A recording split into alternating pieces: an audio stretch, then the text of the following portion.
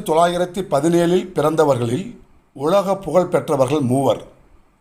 அதில் முதலாமவர் அமெரிக்க அதிபராக இருந்த ஜான் எஃப் கென்னடி.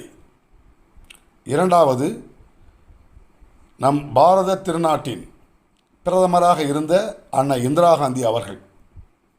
மூன்றாம் அவர் நம் இதய தெய்வம் புரட்சித் தலைவர் பொன்மனச்செம்மல் எம்ஜிஆர் அவர்கள். இவர்கள் மூன்று பேரும் மக்கள் செல்வாக்கு பெற்றவர்கள். அரசியல் களத்திலே உயர்ந்த உன்னத பொறுப்பினை வகித்தவர்கள். அப்படி 1917 பிறந்த இந்த மூவருமே குண்டடிப்பட்டனர்.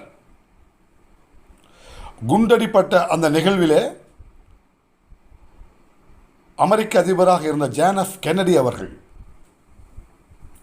பாரத பிரதமராக இருந்த அன்னை